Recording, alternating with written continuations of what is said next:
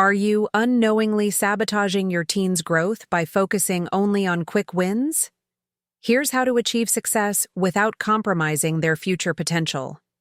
If you missed out on our first episode where we taught you how to redefine your perception, and in our second episode where we went through how to transform your relationship with principles, and in episode 3 where we went through the type of habits making your child succeed, then the videos are linked in the comments below. As parents of teens, we're often caught in a tug-of-war between wanting them to succeed right now and ensuring they grow into strong, capable adults. But what if I told you there's a way to have both? Today, we're uncovering the secret to balancing short-term achievements with long-term development, something I call outcome development balance. If you want to raise resilient, successful teens, this is for you.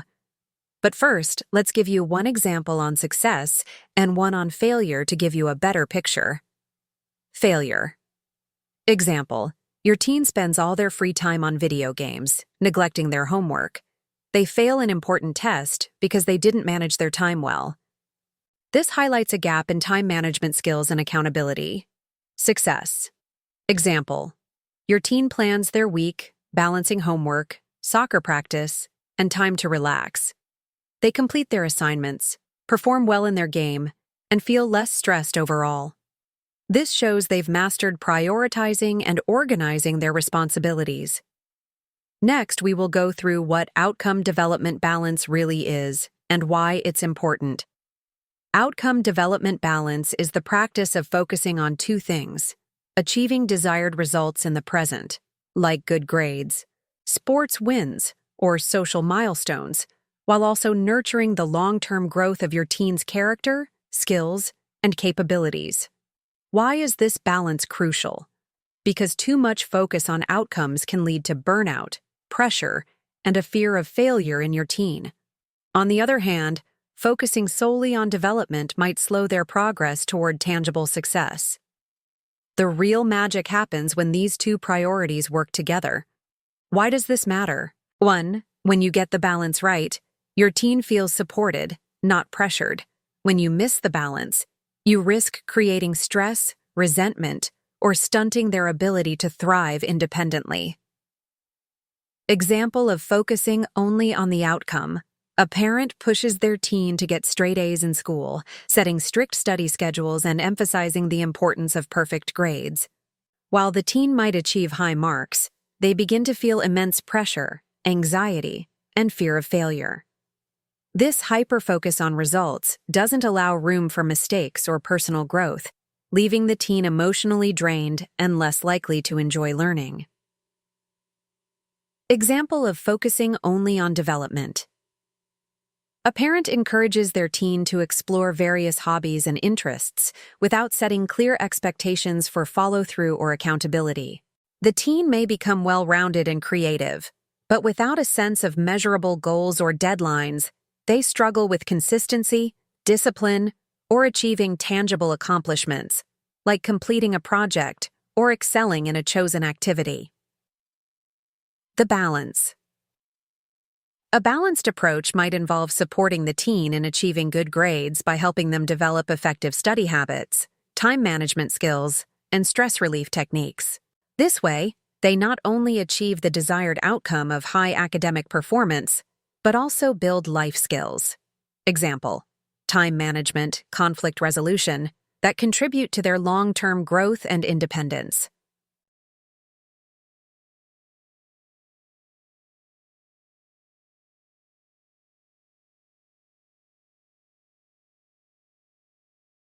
Next up is 3 problems with solutions and methods to solve them before we end it with a step-by-step guide to help you integrate it into your daily life. First problem: overemphasis on outcomes. Parents often push teens for instant results, like acing a test or winning a game.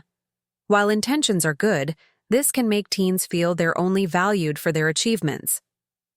A quick solution: acknowledge effort, not just results. And the method. After your teen completes a task, say, "I'm so proud of how hard you worked on that," rather than focusing on whether they won or lost. This builds intrinsic motivation while still valuing effort. Second problem, neglecting development. Some parents avoid challenges that teach resilience, like letting teens solve their own problems. This unintentionally stunts their growth. A quick solution: encourage problem solving. And the method: when your teen faces a challenge, resist stepping in immediately. Instead, ask, "What do you think you could do to solve this?" Guide them when needed, but let them take the lead. Third problem, unrealistic expectations. Many parents expect teens to excel in every area, academics, sports, friendships, without considering their personal growth pace. This can lead to frustration on both sides. One quick solution: set growth-oriented goals. And the method: sit down with your teen and set realistic goals together, like improving one grade or trying a new hobby. Emphasize progress, not perfection. Step-by-step guide to outcome development balance. Define shared goals. Sit with your teen and ask, "What's something you want to achieve and how can we work on it together?" Set milestones. Break the goal into smaller steps. For example, if it's better grades, set a milestone to review one subject for 30 minutes daily. Celebrate progress. Acknowledge every step forward, even the small ones. You studied consistently this week. Great job staying on track. Allow failures.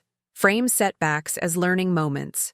Say, "What can we learn from this?" to help them grow resilience. Model balance. Share how you balance your own outcomes and development in your work or personal life to inspire them. Raising a teen isn't about choosing between short-term wins and long-term growth. It's about weaving them together into a powerful foundation for their future. Imagine your teen thriving in school, confident in themselves, and prepared for adulthood. All because you chose to guide them with intention. If this resonated with you, don't keep it to yourself. Hit that like button and subscribe for more transformative strategies. Drop a comment below about one area where you want to find balance with your teen. And don't miss the next episode, where we'll dive into proactive parenting, how to stay one step ahead and create a thriving home environment. See you there.